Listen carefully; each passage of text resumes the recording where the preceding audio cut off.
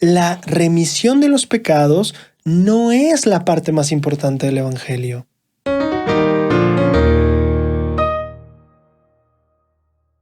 Mi querida y estimada gente de YouTube, sean ustedes bienvenidos una vez más a su canal.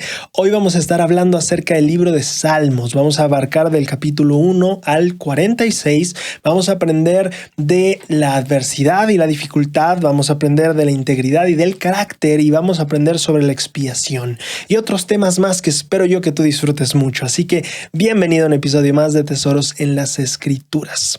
Para comenzar, quiero anunciar que vamos a estar moviendo el programa de 3 semillas a los días jueves por la tarde, así que a partir de este jueves 4 de agosto vamos a estar transmitiendo el video los jueves en punto a las 4 de la tarde y de las 6 de la tarde, y vamos a empezar con el discurso de Susan H. Porter llamado Lecciones junto al Pozo.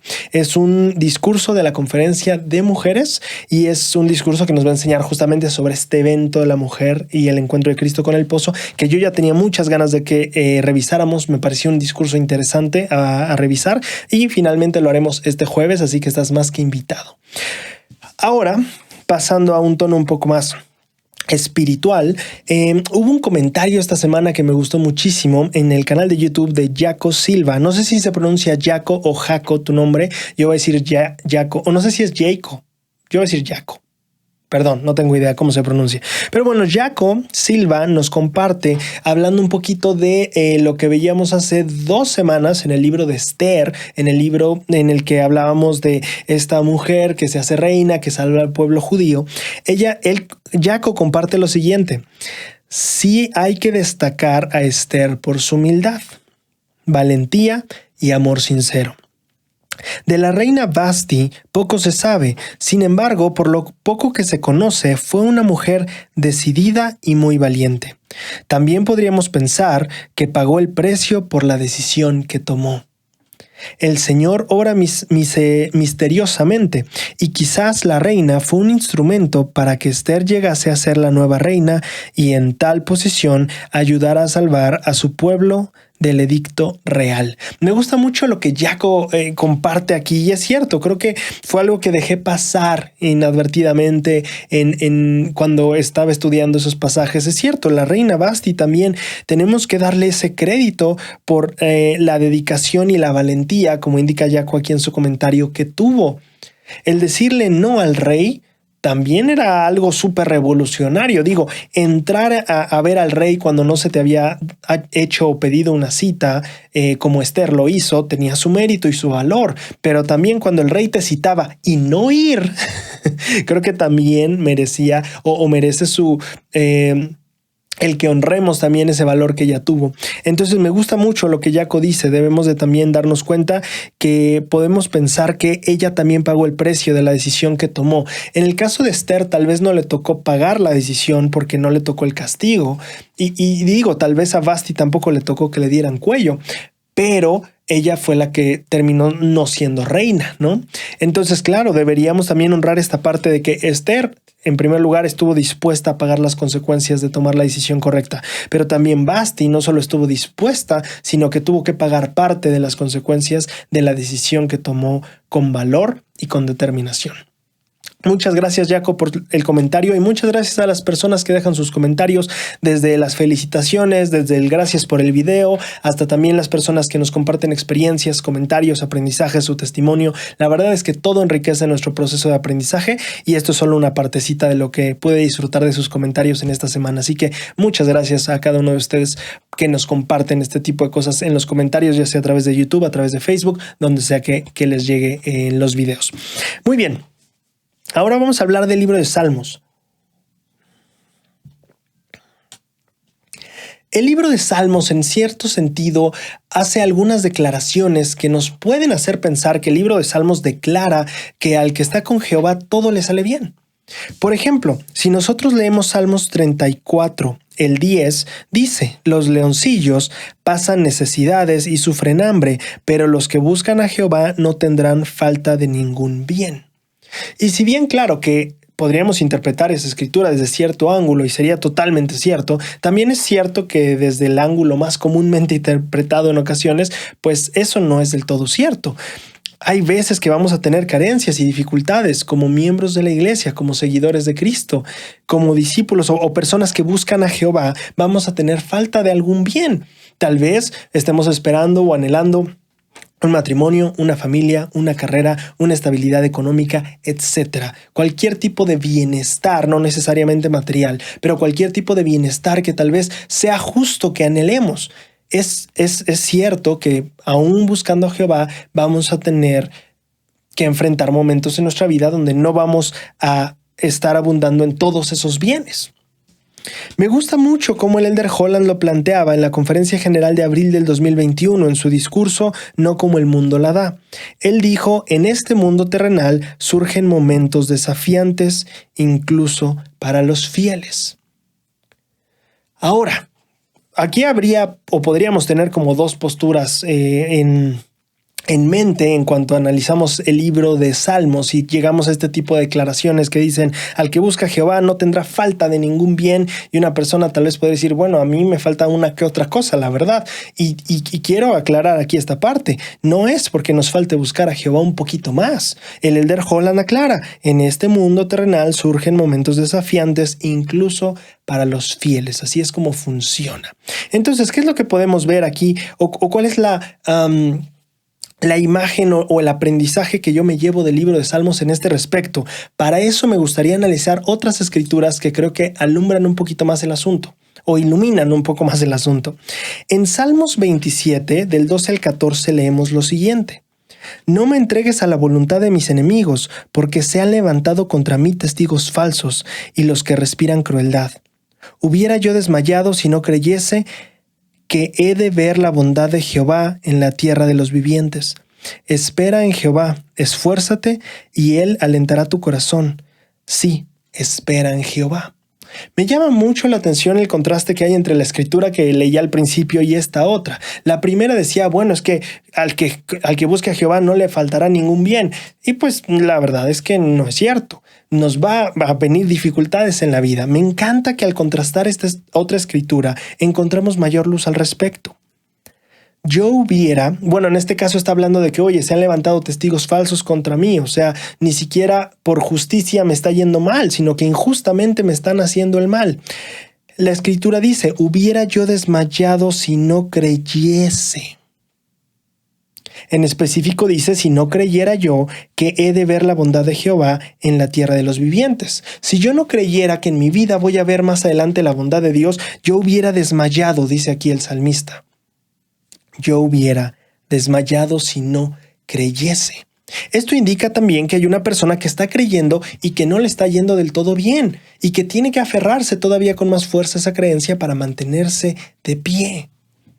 El libro de Salmos entonces no solo enseña o dice en alguna parte que, bueno, al que busca a Jehová todo le va a salir bien. No, también dice, hay los que creen e injustamente no les está yendo bien. Y en esto tienen que aferrarse más a su creencia para mantenerse de pie. Al final el Salmo enseña, sí, espera en Jehová. El libro de Salmos nos enseña no solo, uno, que los que creen van a tener dificultades también, sino aparte que aquellos que creen pueden tener fortaleza a través de esa dificultad. El libro de Salmos reconoce la fortaleza que hay en Dios y que Él puede darnos para atravesar por nuestras propias tribulaciones.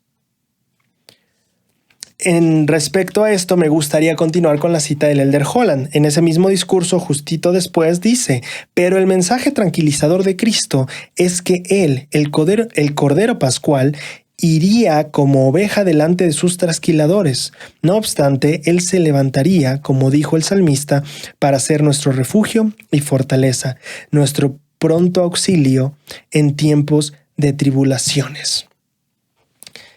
Aprendemos que el plan consiste en que afrontamos dificultades, pero no hacerlo solos. Cristo, debido a la expiación, se volvería nuestro pronto auxilio. Tiene sentido en ese contexto porque Salmos 35 dice, por la noche durará el llanto y a la mañana vendrá la alegría. Lo que el libro de Salmos reconoce no solo es que hay auxilio para nosotros, sino que los dolores van a llegar a un final. Voy a repetir eso. El libro de Salmos dice, por un lado, a los buenos también les puede ir difícil en la vida, pero tienen fortaleza de Jehová.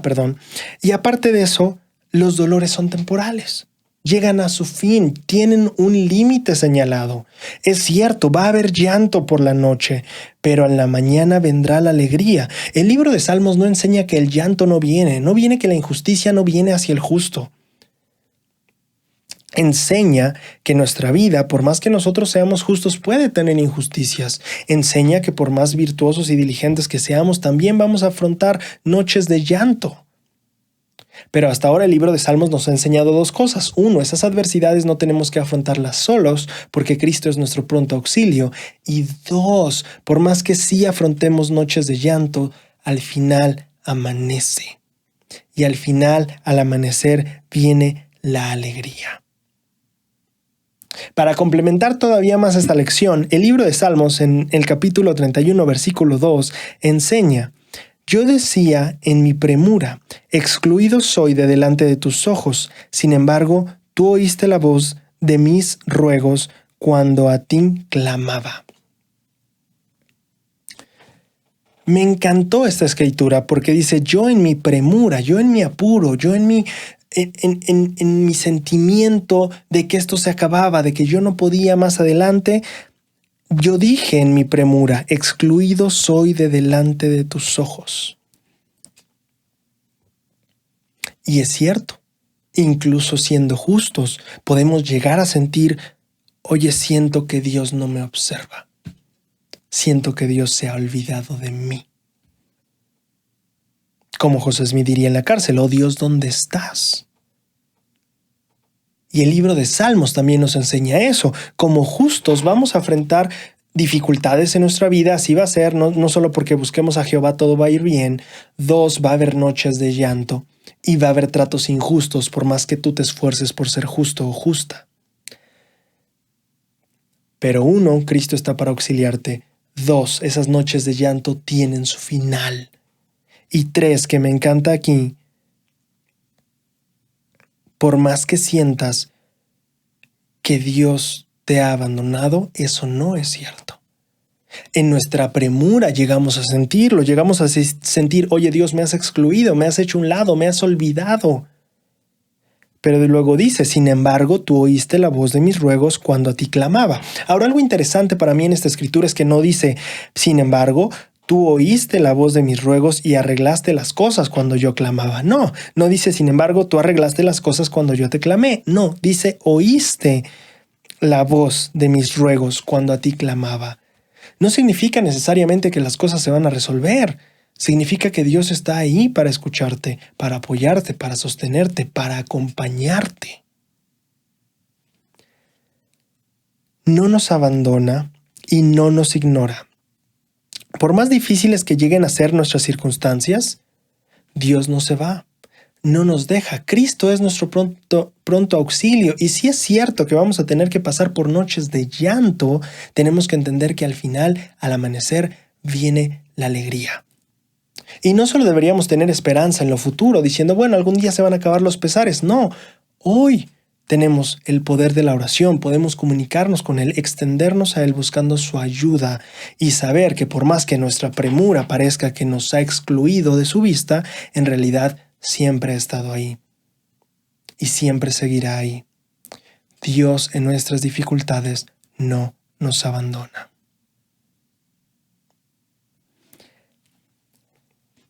Ahora,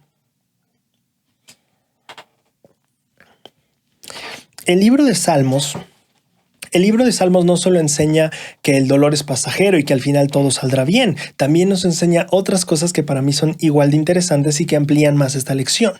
En Salmos 33, 21 del 34, Salmos 33, 21 y 34, 4 dice lo siguiente. Por tanto, en Él se regocijará nuestro corazón. Hablando de Jehová, en Jehová se regocijará nuestro corazón, porque en su santo nombre hemos confiado. Busqué a Jehová y él me respondió y me libró de todos mis temores. Ya hemos aprendido que Cristo está como pronto auxilio. Ya hemos aprendido que vamos a afrontar noches de llanto, pero que esas noches tendrán fin. Y también hemos aprendido que por más que sintamos que Él no está, Él está con nosotros. Ahora viene esta otra parte que me gusta muchísimo. Repito lo que acabo de leer. Busqué a Jehová y Él me respondió y me libró de todos mis temores. Aprendemos entonces no solo que el dolor es pasajero y que Dios no nos abandona, sino que debido a que no nos abandona, podemos desplazar nuestros temores. Y eso empieza a ser todavía más profundo para mí. Empiezas a ver la influencia que Dios tiene en tu vida a través de tus dificultades. Pensando en esto, yo me puse a reflexionar cuáles serían algunos de los miedos o los temores que podría hacerse a un lado. Y creo que, claro, ahorita ya hablamos de algunos, vamos a afrontar noches de llanto, pero al final saldrá el sol y estaremos bien, la alegría se volverá a levantar en nuestro rostro. Hemos aprendido que Cristo está ahí como pronto auxilio y que Dios no se va. Entonces, hasta cierto punto sabemos que materialmente o al final de cuentas en toda la cuestión eterna, Dios ha planeado de cierta manera que va a sustentarnos. Entonces yo me puse a pensar en algunos miedos que no son tan evidentes. ¿Qué temores no son tan evidentes de repente entre nosotros, pero que están muy, muy presentes? Y entonces yo pensé en el miedo a caer, en el miedo a fallar, en el miedo a cometer errores que nos aparten de Dios, que nos aparten de Cristo, que nos alejen del Espíritu. Y entonces me encantó lo que el Salmo, en el capítulo 37 de Salmos, versículos 23 al 24 se enseña. Por Jehová son afianzados los pasos del hombre, y él se deleita en su camino. Aunque caiga, no quedará postrado, porque Jehová sostiene su mano. Primera cosa que me llama muchísimo la atención de esta escritura. Por Jehová son afianzados los pasos del hombre, y él se deleita en su camino. Aunque caiga, espérate, estamos hablando de alguien cuyos pasos son afianzados por Jehová. Y estamos hablando de alguien que se deleita en el camino de Jehová y dice, aunque caiga. El Salmo está aquí implícito que podemos estar en el camino, podemos estarnos deleitando en Jehová, pero todos somos propensos y estamos expuestos y estamos con la posibilidad de caer otra vez. Y muchos de nosotros podemos tener ese miedo, no quiero fallar, no quiero pecar, no quiero, y está muy bien, es parte del proceso de hacernos para atrás o de no querer caer en un error nuevamente. Sin embargo, aquí me encanta que este es otro temor que nos puede ayudar a desplazar el saber lo que nos está enseñando aquí el libro de Salmos. Yo oré a Jehová, yo busqué a Jehová y él me respondió y me libró de todos mis temores. ¿Tienes miedo a fallar? ¿Tienes miedo a equivocarte? ¿Tienes miedo a pecar? Aquí viene esta parte. Bueno, también nos puede ayudar a librarnos de ese miedo. Y no quiere decir que ya no quiera, no me estoy refiriendo a la idea de quiero alejarme del mal. No, eso debemos continuarlo. Pero hay una faceta en la que ya se vuelve un miedo que nos empieza a paralizar. Y en este caso me encanta pensar en esto. El Salmo implica o está aquí asumiendo que el hombre cuyos pasos son afianzados por Jehová y el hombre que se deleita en el camino de Jehová también se puede caer, porque es parte del proceso. Si no has revisado, y hace unos días publicamos el video o el análisis del discurso de Elder Ochoa en el programa de 3 Semillas, el discurso de Funciona el Plan. Si no lo has visto, te estás perdiendo tal vez de lo mejor que hemos analizado de esta conferencia general. Algo que me encantó muchísimo que abordábamos en el video y que Diana hacía como esta aclaración o hacía este punto. Es que cuando nosotros vemos la historia de Pedro, cuando salta de la barca y camina hacia Jesús sobre el mar y se hunde, muchas veces nos queda la idea de, lo que pudo haber Pedro logrado si tan solo hubiera tenido más fe. Y ella decía, a veces nos quedamos con esa idea de, lo que pudo haber logrado, pero nos olvidamos de lo que sí logró. Y es que salió de esa barca y empezó a caminar sobre las aguas. ¿Cuántos de nosotros, cuando el Señor nos lo pide, estamos dispuestos a saltar de nuestras barcas y a caminar sobre los mares inquietos, inestables de nuestra propia vida? Y entonces me encantaba ese punto que hacía Diana. Olvidamos la fe que Pedro sí tuvo para salir de la barca. Olvidamos la fe que Pedro sí tuvo para empezar a caminar sobre las aguas. Cierto, se cayó en cierta parte del camino. Pero no debemos olvidar la fe que tuvo inicialmente. Y creo que eso me gustó mucho a mí porque aprendemos que muchas veces, aunque empecemos con fe, aunque arranquemos con muy buena determinación, muy probablemente en nuestra mortalidad y en nuestra imperfección vamos a volver a caernos. Ahora, eso no significa que estamos perdidos, ¿cierto? Significa que hubo un tropiezo en el camino. Salmos no enseña que aquella persona que tiene fe en Dios es imposible que caiga. No, todos estamos propensos porque aún en nuestra fe es imperfecta, aún nuestra determinación es imperfecta. La persona aún que anda con fe, cuyos pasos han sido afianzados por Jehová, también puede caer. Salmos no enseña que la persona con fe no se cae. Enseña que si la persona que tiene fe llega a caer, con esa misma fe se puede levantar. Aunque caiga, dice Salmos, no quedará postrado porque Jehová sostiene su mano. ¿Qué tan parecido es esto a la historia de Pedro y en la barca? Es cierto, Pedro se hundía, pero ¿se hundió? No, porque había una mano que lo sostenía, ¿cierto? El hombre que camina por fe, el hombre cuyos pasos afianza a Jehová, incluso sobre el mar, se puede caer, pero no se va a ahogar, no se va a hundir hasta el fondo. No quedará postrado porque Jehová sostiene su mano. Entonces, el libro de Salmos nos enseña que con Dios no se pueda caer en errores o que no podamos ser víctimas de nuestras propias imperfecciones. No, el libro de Salmos enseña que a pesar de caer en nuestros errores o ser víctimas de nuestras imperfecciones, si nosotros tenemos fe en Dios, nos volveremos a levantar. En este sentido, tiene mucho sentido porque el final de la lección de esta semana es Salmos 46:10 y porque el Señor nos trata de dejar bien claro en nuestra mente: quedaos tranquilos y sabed que soy Dios. Que es cierto que cuando estés caminando sobre las aguas, con fe en mí, te puedes llegar a hundir. Es cierto, puede pasar, dice el libro de Salmos. Llega a pasar que el que tiene fe en Cristo se hunde un poco, que tiene que dar voces y decir: Señor, sálvame. Es cierto. ¿Implica que es un hombre que no tiene remedio? No. Implica que es un hombre cuya fe aún es imperfecta, todavía es poca, como diría el Salvador a Pedro, pero que si busca al Salvador, su mano estará ahí. Puede que caiga, pero aunque caiga, no quedará postrado porque Jehová sostiene su mano. A pesar de caer en nuestros errores, a pesar de ser víctimas de nuestras imperfecciones, si tenemos fe en Dios, nos volveremos a levantar. Él nos volverá a levantar si confiamos en Él.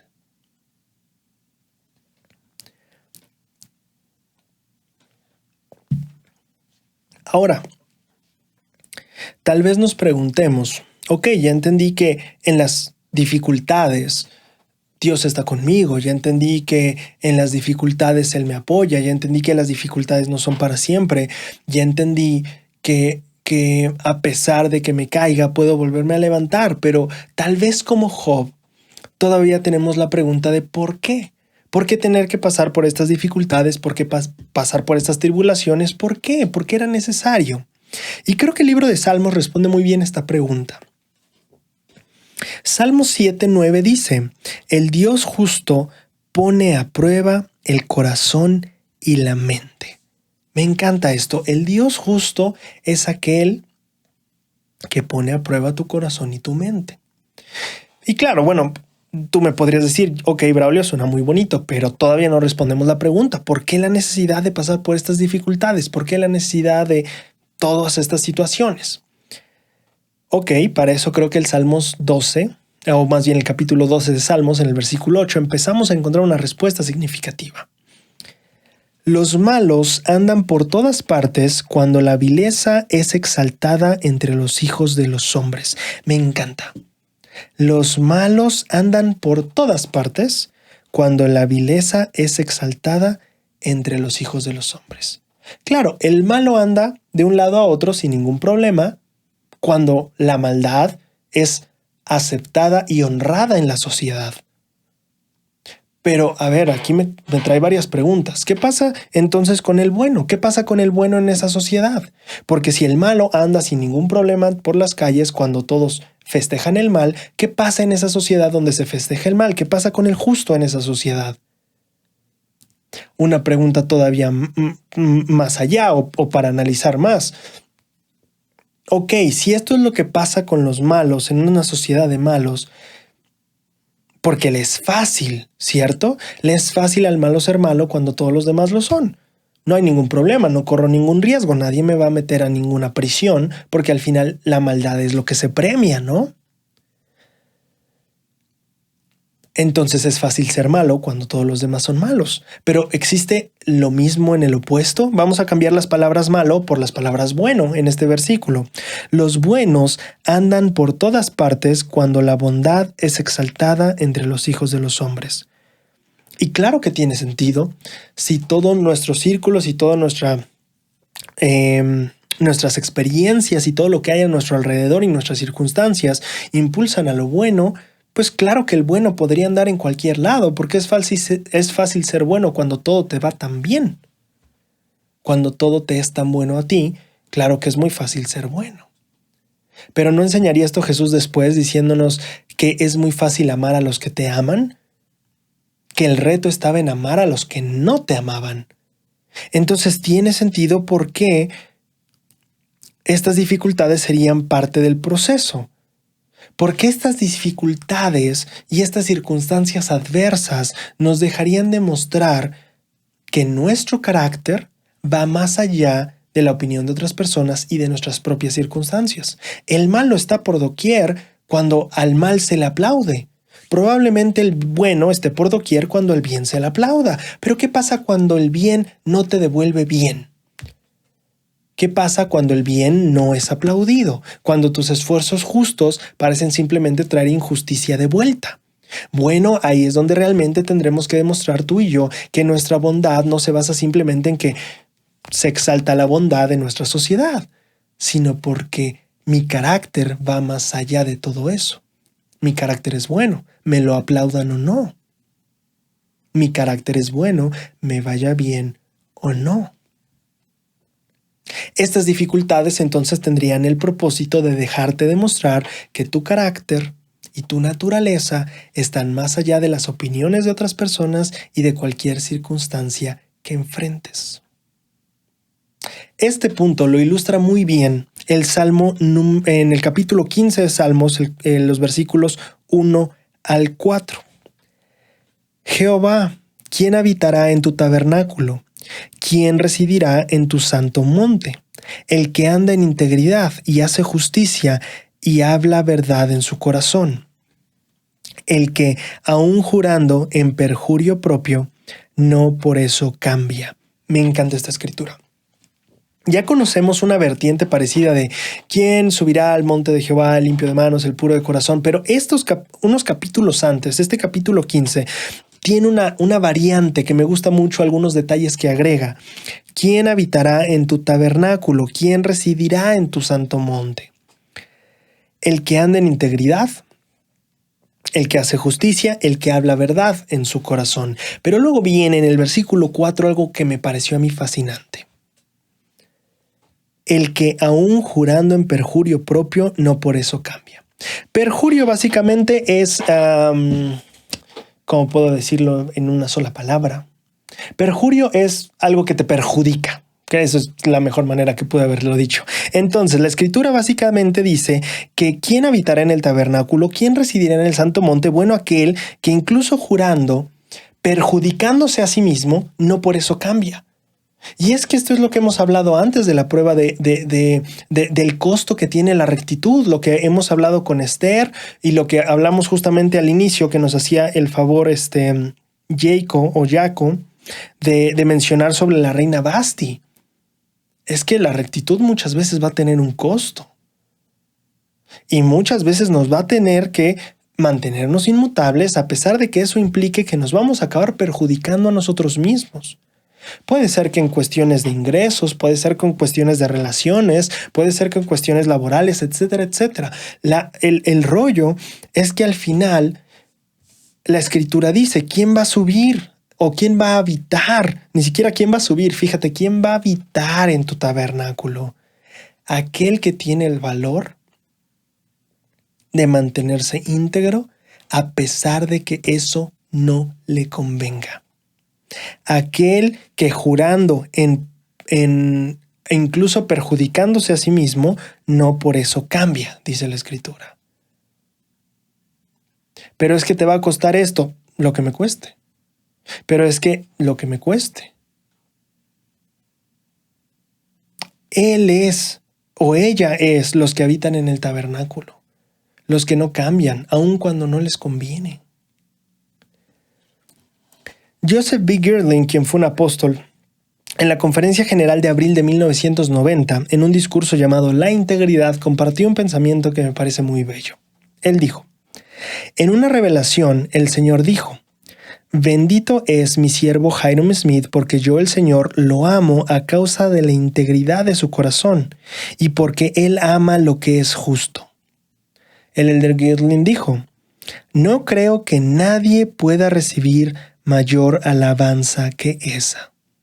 Piensa por un instante en las palabras que el elder Girling nos estaba poniendo aquí de frente. El Señor dijo, bendito es mi siervo Hyrum, y ahora me encantaría, vamos a poner nuestros propios nombres, ¿no? Bendito es mi siervo Roberto, bendita es mi sierva María, cualquiera que sea tu nombre. Bendito es mi siervo Roberto, porque yo el Señor lo amo a causa de su integridad, de su corazón, porque Él ama lo que es justo. ¿Qué es lo que caracteriza la integridad del corazón que Jehová ama? El que amemos lo que es justo. Y el elder Girling dice, no creo que pueda alguien recibir mayor alabanza del mismo Creador que decir que ama la integridad de tu corazón, porque en ese corazón hay amor por la justicia. Y si pensamos en amor, todos nosotros hemos llegado a hacer cosas que decimos por amor, híjole, ¿por qué lo hice? No me convenía. Bueno, esa es justo la clase de amor que debemos desarrollar por la justicia. No me convenía. No, la verdad es que no te convenía. Pero debe llegar un punto en tu corazón en el que el amor que tienes por la justicia es tal que incluso esas tonterías estás dispuesto a hacer.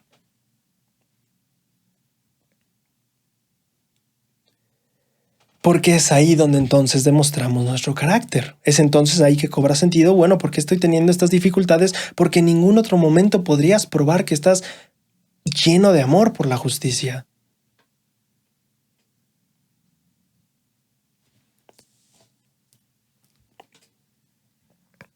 Es ahí donde podemos demostrar e incluso forjar nuestro carácter, nuestro corazón.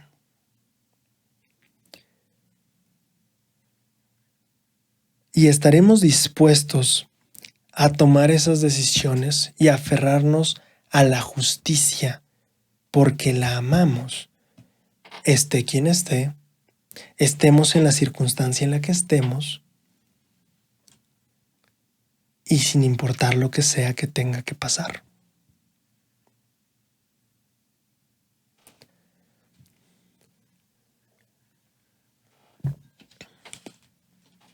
Tal vez en este punto, una vez que ya entendimos que, parte de las dificultades de la vida tiene que ver con que yo puedo demostrar mi carácter y mi bondad a pesar de las circunstancias tan difíciles que pueda afrontar. Una vez que ya entendimos esa parte, viene la pregunta, bueno, ¿cómo desarrollo este carácter? ¿Cómo desarrollo este corazón que ama la justicia? ¿Cómo desarrollo esta integridad? ¿Cómo desarrollo este carácter que no lo mueve nadie? No importa que la circunstancia no me convenga, yo me mantengo aferrado a lo que sé que debo aferrarme. ¿Cómo desarrollamos ese tipo de corazón de integridad y de carácter? Creo que el libro de Salmos también responde parte de esto. ¿Cómo nosotros logramos tener esta integridad religiosa en el contexto del Evangelio? El libro de Salmos, en el capítulo 37, versículo 29 al 31, dice lo siguiente: Los justos heredarán la tierra y vivirán para siempre en ella. La boca del justo habla sabiduría, y su lengua habla justicia. La ley de Dios está en su corazón, por tanto sus pasos no vacilarán. No sé si notaste el final de esta escritura. La ley de Dios está en su corazón, por tanto sus pasos no vacilarán. Eso es justo lo que queremos, que nuestros pasos no vacilen. Que cuando nos convenga no ser justos o no ser rectos, de todas maneras vamos a hacerlo y con firmeza. Justo eso es lo que quiero. Bueno, aquí el libro de Salmos dice cómo. ¿Qué es lo que pasa? O sea, por tanto, sus pasos no vacilan. Ok, ¿cuál es el por tanto? ¿Cuál es el motivo por el cual mis pasos no vacilan? La ley de Dios está en su corazón. ¿Qué es lo que hace que tengamos firmeza al avanzar, que podamos dar ese paso sin vacilar, que nuestro carácter y nuestra integridad se mantengan con firmeza? Que la ley de Dios esté en nuestro corazón. Ahora, claro que ahora surge la pregunta, bueno, ¿cómo grabo la palabra de Dios en mi corazón? ¿Cómo hago para que eso esté escrito en mi corazón? Bueno, creo que Salmos también responde parte de esto. El primer libro de Salmos, mira, ya me estoy inventando escrituras. El primer capítulo de Salmos, versículos 1 al 3. Bienaventurado el hombre que en la ley de Jehová está su deleite, y en su ley medita de día y de noche. Y será como árbol plantado junto a corrientes de aguas, que da su fruto a su tiempo, y su hoja no se marchita. Antes en este canal hemos analizado lo que significa estar plantado junto a las corrientes de aguas vivas. Sin embargo, hoy quiero enfocarme en esta idea de estar plantado. Porque mira, a ver, ¿cuántas veces tú has logrado remover un árbol? No es tarea sencilla, necesitas incluso tal vez más allá de tus propias fuerzas, necesitas tal vez una pala, y dependiendo de qué árbol, porque hay unos árboles bien grandes y bien chonchos y espero entiendas mi punto. Aquí dice que esta persona será como árbol plantado. Y tú y yo sabemos que es bien difícil quitar un árbol. Vamos a estar así de arraigados y así de firmes. Dice aquí, bienaventurado el hombre al que en la ley de Jehová está su deleite. Bienaventurado el hombre, el que en la ley de Jehová está su deleite. El que la ley medita día y noche, él será como árbol plantado. Ok, entonces si yo quiero llegar a este punto donde la ley de Jehová está escrita en mi corazón y entonces yo puedo dar pasos sin vacilar, entonces estos pasos antes son importantes. La ley de Jehová debe de ser mi deleite. Debo de meditarla de día y de noche. Y entonces vemos que cuando nosotros tomamos tiempo para meditar las escrituras, la palabra de Dios, ya sea de profetas antiguos o modernos, algo empieza a pasar en nosotros. Y empezamos a adquirir esta firmeza, estas raíces empiezan a echar raíz. Qué pésima manera lo puse, pero empezamos a echar raíz para pronto. Ahora, hay una parte que me llama mucho la atención también de esta escritura, porque dice que la ley de Jehová será su deleite. En la ley de Jehová está su deleite. Mi deleite está en la ley de Jehová. Me hizo recordar una escritura que creo que queda muy afín con este tema. Doctrina y Convenios 20, del 5 al 7 dice, hablando de José Smith, después de habérsele manifestado verdaderamente a este primer elder, o sea José Smith, que había recibido la remisión de sus pecados, de nuevo se vio envuelto en las vanidades del mundo. Pero después de arrepentirse y de humillarse sinceramente mediante la fe, Dios le ministró por conducto de un santo ángel, cuyo semblante era como relámpago, y cuyos vestidos eran puros y blancos, más que cualquier otra blancura. Y le dio mandamientos que lo inspiraron. Esta última frase es interesante. Le dio mandamientos que lo inspiraron. ¿Cuándo fue la última vez que te sentiste inspirado por un mandamiento? Vamos a ver, puede haber discursos muy inspiradores, puede haber reuniones que nos inspiran, puede haber mensajes que nos inspiran, pero ¿hay mandamientos que nos inspiran? Llevando la lección todavía un poquito más a fondo, dice la Escritura en Salmos que la ley de Jehová es su deleite. Regularmente tú y yo sabemos que debemos deleitarnos en las Escrituras, deleitarnos en la palabra de Dios. Pero una cosa son las Escrituras y otra, que está incluida en las Escrituras, son los mandamientos y las leyes. Creo que la mayoría de los que estamos en este canal hemos tenido la experiencia de deleitarnos en las Escrituras. Pero ¿qué significa deleitarme en las leyes? ¿Qué significa que los mandamientos me inspiren? Ahora, yo estoy en medio de mi estudio al respecto de este tema. No creo que tengo la respuesta final para mí, ni siquiera, pero tengo algunas respuestas y quiero compartirte por lo menos una de las que yo encuentro. ¿En qué sentido los mandamientos nos inspiran o se vuelven un deleite? Creo que los mandamientos nos inspiran porque los mandamientos nos permiten ver una vida más elevada. Y es de ahí donde existe la inspiración. Dime si no sucede así cuando estás viendo a alguien que trabaja de cierta manera o que tiene su jardín de cierta manera, está en un punto más elevado que tú en ese tema. Cocina, jardinería, trabajo, estudios, aprendizaje, lo que sea. Igual y hasta un deporte. Te inspira porque está en un nivel más alto. Los mandamientos nos inspiran porque son esa expectativa más alta de vida. Nosotros podemos alcanzar un nivel más alto de vida y por eso los mandamientos pueden inspirarnos. Ahora te invito a que tú sigas buscando más respuestas sobre esta pregunta que a mí me ha hecho meditar varias veces. ¿Cómo es que un mandamiento puede ser, que un mandamiento me inspire? ¿Cómo puede ser la ley? No las escrituras, que también son parte de, pero la ley, los mandamientos, ¿cómo pueden ser mi deleite? Ahora, cuando nosotros pensamos en, ok, sabes, los mandamientos inspiran, gracias, pero ¿qué tiene todo esto que ver con lo que veníamos viendo al principio acerca de la integridad?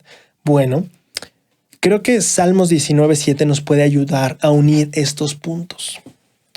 La ley de Jehová es perfecta, convierte el alma. El testimonio de Jehová es fiel. Hace sabio al sencillo. Cuando nosotros llegamos a este versículo y leemos la ley de Jehová es perfecta, convierte el alma, entonces nos damos cuenta que cuando nosotros empezamos a amar la ley de Dios, cuando nosotros empezamos a deleitarnos en los mandamientos, cuando los mandamientos nos inspiran a ser una mejor persona, entonces algo empieza a pasar con nuestra alma.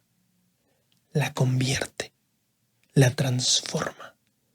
Y si veníamos de ser personas sencillas, bueno, vamos a ser personas sabias.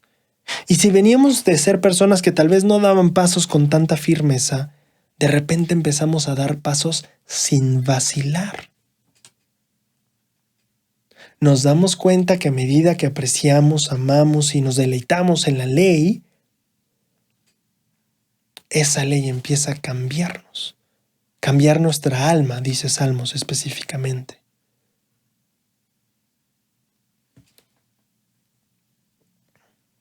Cuando nosotros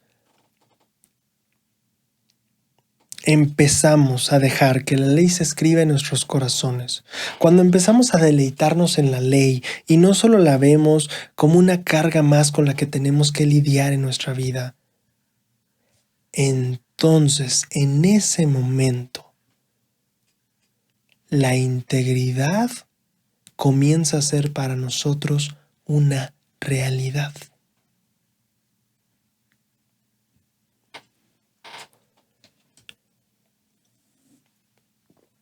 Ahora, el que al deleitarnos en la palabra de Dios, lleguemos a ser más íntegros, o más bien dicho, El que al deleitarnos en la palabra de Dios nos lleve a ser más íntegros no quiere decir que ese va a ser un cambio inmediato, ¿cierto? No quiere decir que hoy me deleito en las leyes de Jehová y mañana voy a tener un corazón perfecto lleno de integridad y carácter.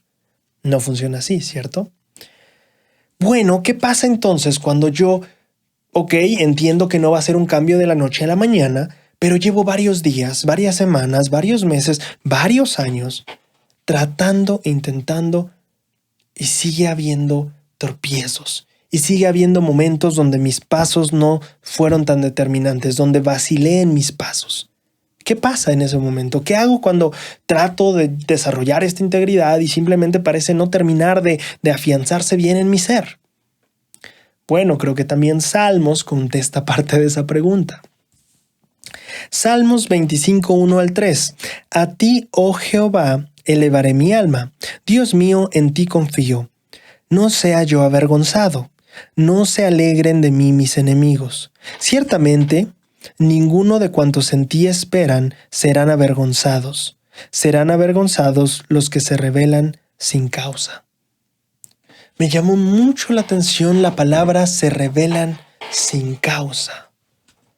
En la conferencia general de octubre del 2013, el elder Richard G. Scott compartió un discurso llamado La fortaleza personal mediante la expiación de Jesucristo. En ese discurso él dijo lo siguiente: las buenas nuevas para todo aquel que desee librarse de las consecuencias de las malas decisiones del pasado es que el Señor ve las debilidades de forma diferente a como ve la rebelión. Si bien el Señor advierte que las rebeliones de las que no se arrepientan recibirán su castigo, cuando habla de las debilidades siempre lo hace con misericordia. Me llama mucho la atención la diferencia que hace el elder Scott diciendo ahí, por un lado está la rebeldía intencional y por otro lado está la debilidad, que si bien es cierto que es, pues sí, rebeldía o no acatar las normas de Dios, tienen un objetivo totalmente diferente. La rebeldía es la rebeldía por sí sola, porque quieres rebelarte contra Dios. La debilidad es por imperfecciones que estamos tú y yo puliendo. Tenemos una razón, claro que sí. No es que solo quiera rebelarme contra Dios porque sí, no. Es que estoy tratando y simplemente no me sale. Me encanta que Salmos diga: se avergonzarán los que se rebelan sin causa. Los que simplemente se rebelan porque sí. Por otro lado están las personas que no quieren rebelarse por ser rebeldes, que más bien a veces no logramos vivir plenamente las normas porque nos esforzamos y de un lado u otro, en algún paso u otro, en algún punto del camino, de repente resbalamos, de repente no dimos un paso tan firme como deberíamos. Son diferentes. La vergüenza viene sobre, el Salmo dice, la vergüenza viene sobre aquel que se rebela sin causa. Pero aquel que se esfuerza y no logra vivir todavía perfectamente las normas, bueno, él es otro tema. Y dice el elder Scott, el Señor, cuando habla de debilidades, siempre lo hace con misericordia. Escucha esto, siempre. Siempre. No dice las primeras 3 veces. No dice las primeras 50. No dice las primeras 70 veces 7. Dice siempre.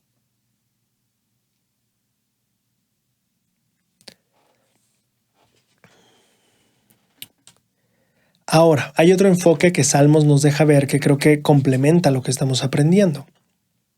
Salmos 33, 12 al 15 dice lo siguiente: bienaventurada la nación cuyo Dios es Jehová, el pueblo que él ha escogido como heredad para sí. Desde los cielos miró Jehová, vio a todos los hijos de los hombres, desde el lugar de su morada miró sobre todos los habitantes de la tierra. Él formó el corazón de todos, él entiende todas sus obras. Él entiende todas sus obras. ¿Cuántas veces te ha pasado a ti, me ha pasado a mí que decimos, ay, este señor yo no lo entiendo, o a esta persona yo no la entiendo, o es que yo no entiendo las acciones de... Tú y yo no entendemos las acciones de algunas personas. Pero dice aquí, Dios entiende todas sus obras. Desde el lugar de su morada miró sobre todos los habitantes de la tierra. Él entiende todas sus obras. Él entiende todas las obras de todos. De todos. Y cuando dice todas las obras me impacta, porque no dice solo las obras buenas. Dice todas. Eso implica que Jehová entiende tanto tus obras buenas como tus obras malas. Ahora, ojo aquí, no estoy diciendo que las acepte, que las apoye o que las justifique. Estoy diciendo que las entiende. Volvemos a lo que el Elder Scott dice, cuando habla de las debilidades, habla con misericordia. ¿Por qué? Porque entiende. Porque te entiende mejor que nadie. Muy en el fondo de ti, las intenciones de tu corazón, y que en ti no estaba el simplemente voy a ser rebelde porque quiero ser rebelde y rebelarme contra Dios y todo lo que Él ha establecido y todo lo que Él es y lo que representa. No. Él entiende. Y comprende tu corazón incluso tal vez mejor que tú. De ahí que me encanta también la escritura que viene en Salmos también, Salmos 37:18. Conoce Jehová los días de los íntegros, y la heredad de ellos será para siempre. Conoce Jehová los días de los íntegros. Entiende tus acciones, entiende todas tus obras, tanto las buenas como las malas. Y conoce los días de los íntegros. Me encanta porque hay veces en las que nuestras obras, que tanto nos esforzamos en rectitud, no salen como nos gustarían. Pero Dios entiende perfectamente estas obras y entiende totalmente la integridad que nosotros buscamos detrás de ellas. O sea, lo que hay detrás de estas obras, la integridad que nosotros queríamos en primer lugar. O nuestra intención íntegra que había detrás de esas acciones. Me encanta pensar que Jehová conoce tu integridad y conoce mi integridad. Claro que también conoce nuestras imperfecciones y nuestros pecados, por supuesto. Pero cuando habla de debilidades, siempre, siempre, siempre lo hace con misericordia. Un último punto que creo que Salmos aborda muy bien este principio o esta lección que estamos aprendiendo aquí. Salmos 36:6. Tus juicios son como las grandes profundidades. ¡Qué increíble lección! Me hizo pensar en Nefi cuando decía las grandes aguas y él solo veía mar a lo lejos y no veía dónde acababa. Bueno, las grandes profundidades. Me hizo pensar en el mar y me hizo pensar en lo poco que como humanidad conocemos el mar. No lo conocemos. No hemos llegado a recorrerlo. Hay muchas cosas allá abajo que no tenemos ni idea de qué son. Porque como humanos no tenemos la capacidad de ir tan al fondo porque la presión del agua nos hace reventar. No tenemos la capacidad de ir tan al fondo. Y dije, qué hermosa lección. Tus juicios son como las grandes profundidades. Y a esas nosotros los humanos no podemos ni siquiera acceder. No tenemos la capacidad de ir tan profundo.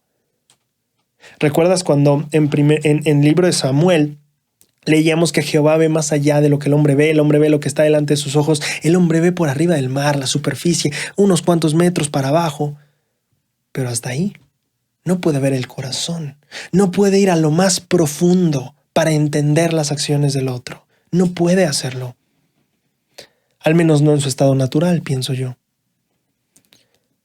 Tus juicios son como las grandes profundidades. Dios puede ver los anhelos, los deseos, las frustraciones y los miedos más profundos de tu corazón. De una manera que yo y tal vez a veces ni tú mismo podamos ver en nosotros mismos. ¿Pero no te encanta eso? El que se revela sin causa será avergonzado, dice el libro de Salmos, pero el Elder Scott nos dice, pero aquellos que tienen debilidades siempre tienen misericordia. Jehová entiende todas sus acciones, todas. Jehová conoce su integridad. Los juicios de Jehová son como las grandes profundidades. El hombre las desconoce. El hombre está incapacitado. Literalmente es imposible que conozca a tal profundidad el corazón como Jehová lo conoce.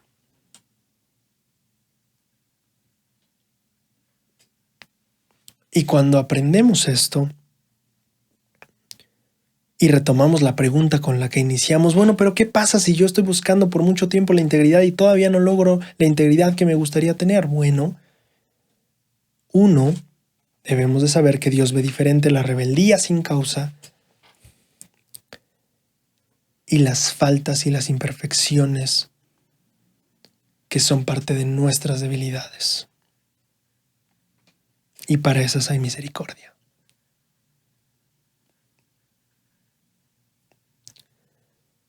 Y aunque tú no entiendas esas acciones, Jehová sí las entiende, incluso tal vez mejor que tú. Y te está ofreciendo quizás incluso más misericordia la que tú mismo te estás ofreciendo. El juicio de Jehová son como las grandes profundidades. Y te entiende perfectamente.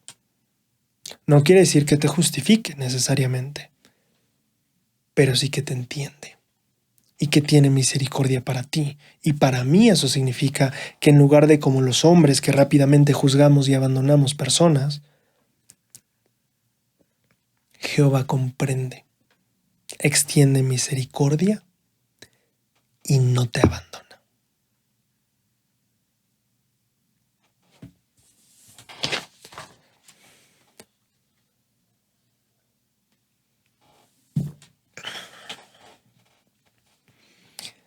Ahora, aunque Jehová sea misericordioso y conozca y entienda nuestros corazones, eso no significa que no haya cosas en nuestros corazones que deben cambiar, porque sí las hay.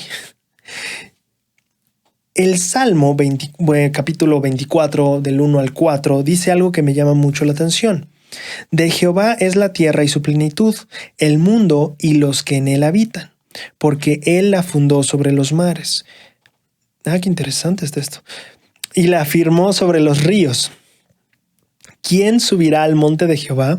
¿Y quién estará en su lugar santo? El limpio de manos y el puro de corazón, el que no haya elevado su alma en la vanidad, ni jurado con engaño. Me gusta muchísimo la expresión limpio de manos y puro de corazón. En la Conferencia General de octubre del 2007, el elder David A. Bednar compartió un discurso llamado Limpios de manos y puros de corazón. En este discurso él dijo lo siguiente: el Evangelio de Jesucristo abarca mucho más que evitar, vencer y ser limpios del pecado y de las malas influencias de nuestra vida. También conlleva, fundamentalmente, hacer el bien, ser buenos y llegar a ser mejores. Arrepentirnos de nuestros pecados y pedir perdón son cosas espiritualmente necesarias. Arrepentirnos de nuestros pecados y pedir perdón son cosas espiritualmente necesarias y siempre debemos hacerlas. Pero, y escucha este pero que es bien interesante, la remisión de los pecados no es ni el único ni aún el más importante propósito del Evangelio. ¡Qué interesante! La remisión de los pecados no es la parte más importante del Evangelio. El que nuestro corazón cambie por medio del Espíritu Santo al punto de ya no tener más disposición a obrar mal, sino de hacer lo bueno continuamente, como tenía el pueblo del rey Benjamín, es la responsabilidad que hemos aceptado bajo convenio. Este potente cambio no es solo el resultado de esforzarnos con más ahínco o de lograr mayor disciplina individual. Fíjate qué interesante. El cambio no es solo el resultado de esforzarnos más. El cambio que estamos buscando de corazón no solo es esforzarte más, me encanta. Tampoco lograr mayor disciplina individual simplemente. Más bien es la consecuencia de un cambio radical en nuestros deseos, nuestros motivos y nuestra naturaleza, que se logra por medio de la expiación de Cristo. Nuestro propósito espiritual es superar tanto el pecado como el deseo de pecar, tanto la mancha del pecado como su tiranía. Justamente viniendo de entender, oye, ¿cómo puedo desarrollar mayor integridad? No siento que, el cambio que estamos buscando no se trata simplemente de trabajar más fuerte. Se trata de que la expiación de Cristo nos cambie.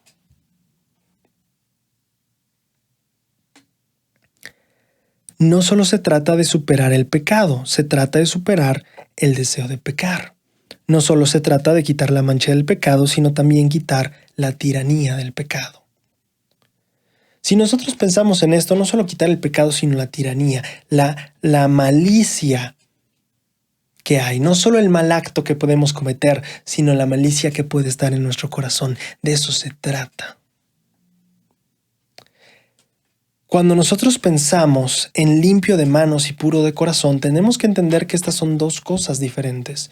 Yo puedo estar limpio de mis manos y no haber cometido ningún mal, el haberme alejado del pecado. Pero no solo el Evangelio nos está queriendo llevar al punto donde nos alejamos del pecado físicamente en nuestras acciones, sino también en nuestros deseos. Limpio de manos en acciones, pero también puro de corazón en deseos. Eso es lo que el Evangelio busca en nosotros, no solo quitar el pecado en nuestras acciones, sino quitar la malicia que pueda haber en nuestros corazones.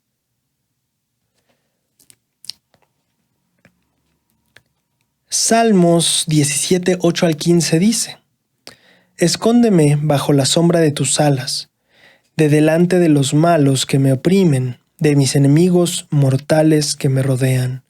Envueltos están ellos en su grosura, con su boca hablan arrogancia. Han cercado ahora nuestros pasos, tienen puestos sus ojos para echarnos por tierra. Son como el león que desea despedazar a su presa, y como leoncito que en los escondrijos acecha. En cuanto a mí, veré tu rostro en justicia. Estaré satisfecho cuando despierte a tu semejanza. Qué bella escritura para relacionar con el tema que veníamos estudiando. Limpios de manos, puros de corazón. Y la escritura dice, estaré satisfecho cuando despierte a tu semejanza. Algún día todos nosotros vamos a levantarnos de ese gran sueño llamado muerte. Semejantes a quién queremos despertar. El salmista dice, mis enemigos hacen esto, me acechan, pero ¿sabes qué? No importa cuánto me acechen, no importa cuánto me rodeen, en cuanto a mí, yo veré tu rostro en justicia. ¿Y sabes qué? Me doy por satisfecho si yo despierto y estoy igual a ti. No solo limpio de manos, sino también puro de corazón.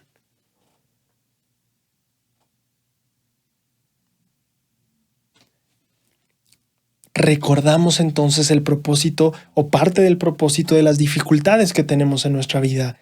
Es donde podemos demostrar e incluso forjar nuestro carácter, purificar nuestro corazón. Demostrar que nuestra integridad va a estar ahí, esté quien esté, estemos donde estemos y cueste lo que cueste. Y tal vez nos va a costar dar justicia y recibir injusticia. Tal vez nos va a tocar que nuestros enemigos den falso testimonio. Tal vez nos va a tocar que las personas estén a nuestro alrededor y estén al acecho. El salmista dice, ok, tal vez esta situación está fea. Tal vez no me está yendo como me gustaría que me fuera. Tal vez doy justicia y me regresan injusticia.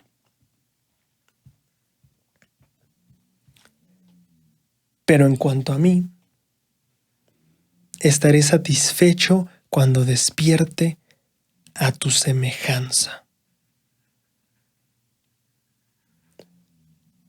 Cuando nosotros vemos las dificultades de la vida y cuando nosotros las ponemos en el contexto del Evangelio, nos damos cuenta de las cosas que tienen más peso. Y entonces, como el salmista, podemos decir, sí es cierto, me rodean las cosas, están mis enemigos, pero mira, en cuanto a mí, en lo que a mí concierne, si te preguntas por mí, yo me doy por bien servido si cuando despierte me parezco a ti. Si he incorporado tus atributos a mi persona, si he aprendido a servir como tú sirves, si he aprendido a elevar como tú elevas, si he aprendido a amar como tú amas. Si he incorporado tu paciencia, tu diligencia, tu rectitud, tu fe.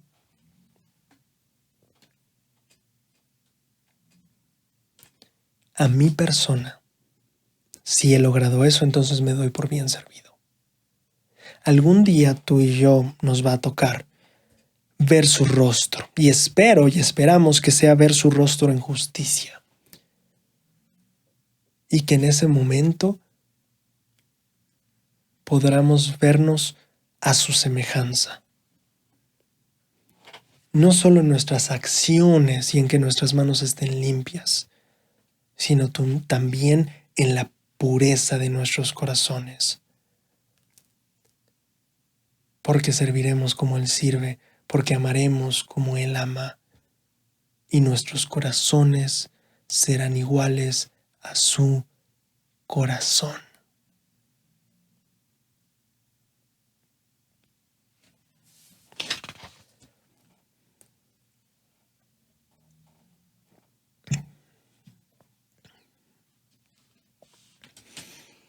Ya para terminar, quiero compartirte lo que fue lo que viene siendo, lo que es mi versículo de poder. Oye, me he dado cuenta, hoy no he hecho muchos chistes. Que bueno, no es para eso, ¿verdad? Pero me he dado cuenta que como he estado muy metido en compartirte las cosas. Bueno,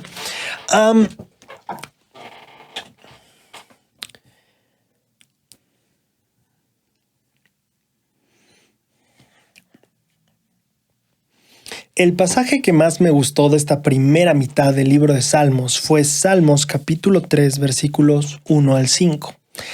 Dice, «Oh Jehová, cuántos se han multiplicado mis enemigos.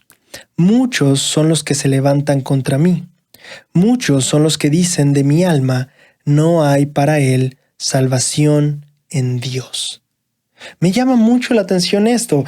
Ya hemos visto que puede haber personas que pues testifiquen en contra nuestra injustamente, que engañen o mientan en contra nuestra. Ya hemos visto que las personas podrían acecharnos, etcétera, etcétera.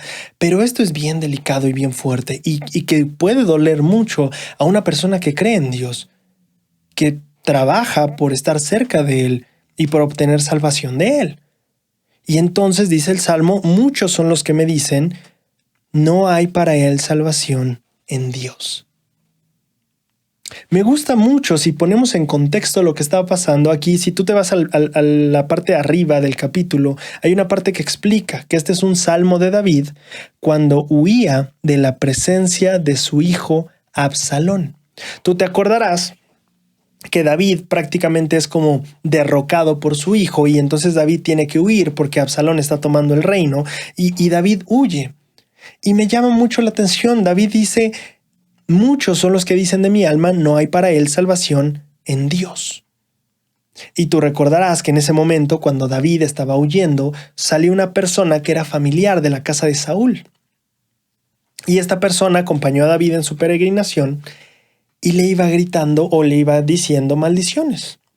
Le iba diciendo que pues esto es por su culpa, que esto es porque él fue injusto, que eso le pasa por no sé qué tantas cosas, que al final Jehová le ha hecho esto y que su sufrimiento, su dolor, su exilio tienen que ver con que él no ha sido recto. Muchos son los que me dicen, no hay para él salvación en Dios. Y me imagino a David, porque en esa parte una de las personas que acompaña a David le dijo, hey, ¿por qué no lo callamos ya? Y David le dice, no, déjalo.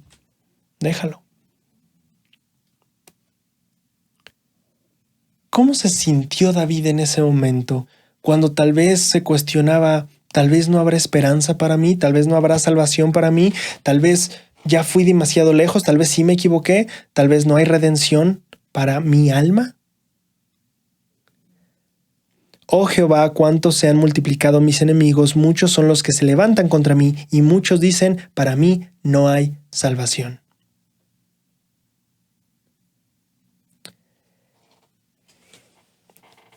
Pero en los versículos siguientes, que es la parte que me encanta, el Salmo dice, pero tú, oh Jehová, eres escudo alrededor de mí, mi gloria y el que levanta mi cabeza. Con mi voz clamé a Jehová, y él me respondió desde su santo monte. Yo me acosté y dormí, y desperté porque Jehová me sustentaba. Yo me acosté, dormí y desperté porque Jehová me sustentaba. No sé si tú recuerdas la historia de David, pero esa noche, justo cuando David sale, hay esta reunión de Absalón y otras personas diciendo qué vamos a hacer con David. Y una de las personas dice, pues vamos y vamos a acabarlo ahora, vamos a matarlo esta misma noche. Y entonces me hace pensar en lo inseguro que pudo haberse sentido David, no solo porque la gente le decía, hey, tú no tienes perdón de Dios, tú no tienes salvación de Dios, sino también porque era acechado por sus enemigos. Y literalmente esa noche, mientras él tal vez estaba yéndose a dormir, había personas planeando terminar con su vida esa misma noche. Y entonces en ese contexto la escritura cobra mucho sentido. Me acosté y dormí. Desperté porque Jehová me sustentaba. Pude dormir, pude descansar tranquilo, porque Jehová está ahí. Pero ahora la pregunta que me llama la atención: ¿cómo lidiaba David con esta parte de, hey, las personas dicen que tú no mereces salvación? En la conferencia general de octubre del 2017, el elder Jeffrey R. Holland compartió un mensaje llamado Sed pues vosotros perfectos con el tiempo. En este discurso él dijo lo siguiente: una sabia hermana, santo de los últimos días, la hermana Darla Isaacson supongo en inglés, ha observado que de alguna manera Satanás ha logrado hacer que los convenios y los mandamientos parezcan maldiciones y condenaciones. Para algunas personas, él ha convertido los ideales y la inspiración del Evangelio en algo que los hace sufrir y aborrecerse. Me encanta esta parte. Satanás de alguna manera ha logrado hacer que los convenios y los mandamientos parezcan condenas, cargas.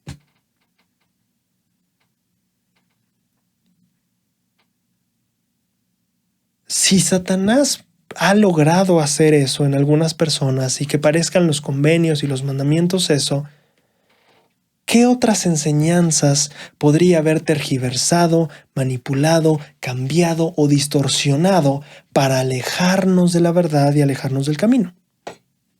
Me llama la atención la pregunta. Si usamos ese mismo paralelismo, o más bien hacemos un paralelo de lo que el elder Holland está diciendo aquí,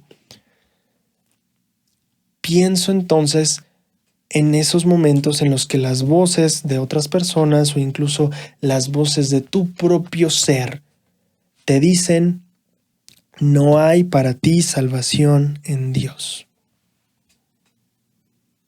Tú no te mereces esa salvación. Tú no tienes lo necesario para esa salvación. ¿En serio crees que debería ser para ti ese don tan valioso? Tú no lo vales. Y entonces creo que cuando nosotros entramos en un punto en el que nosotros cometemos algún error, algún pecado, volvemos a caer en el camino, nosotros repetimos este tipo de voces. no hay para ti salvación en Dios. Y de alguna manera creemos que esto es parte de la humildad que necesitamos para pasar por el proceso de arrepentimiento. Pero recordamos al Elder Holland diciendo, bueno, Satanás ha logrado que los convenios y los mandamientos parezcan maldiciones y condenas. Y si de alguna manera ha logrado hacer que el principio de la humildad se distorsione a tal grado que la humildad la interpretamos como un decir, yo no lo merezco.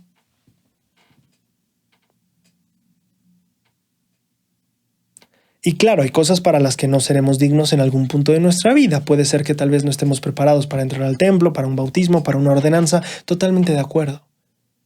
Pero el poder de la expiación está hecho justamente para esos momentos. Entonces pensar que uno no es digno de poder buscar y acceder al poder de la expiación parece más bien una trampa que disfrazamos de humildad, pensando que es parte del proceso de arrepentimiento. Pero pensar que no mereces el sacrificio expiatorio por ser un pecador, no sé, sería como decir que no merezco jabón en mis manos porque están sucias. No tiene sentido.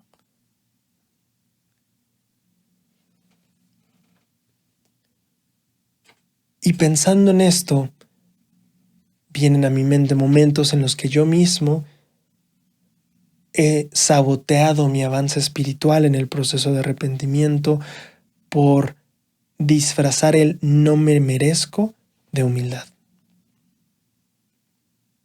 Es una máscara que le ponemos, pero no es la humildad. La humildad es necesito la expiación y sé que puedo acceder a ella.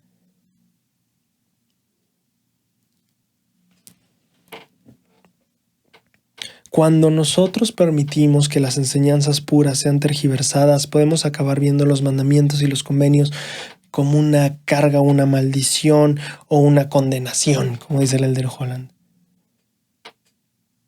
Si nosotros no tenemos cuidado, el proceso del arrepentimiento y la humildad requerida para ese proceso podría ser tergiversada al grado de que nosotros incluso lleguemos a, en nombre de la humildad, alejarnos del poder de la expiación.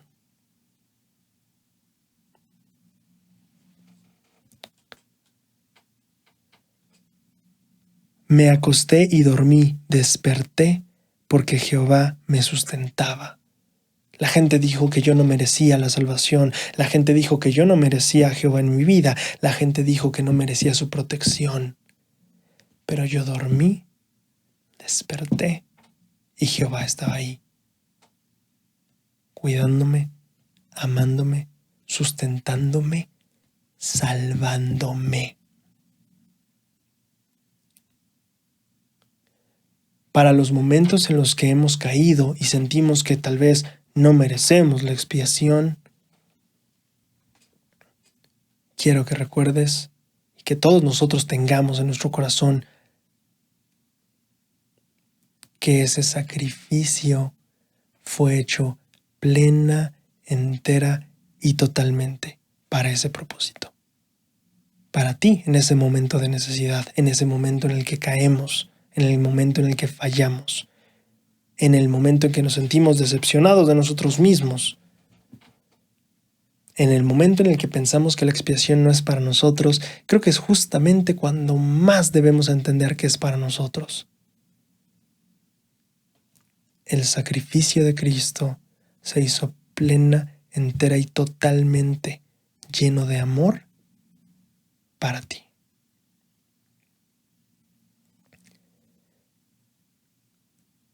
Muchísimas gracias y nos vemos la siguiente semana.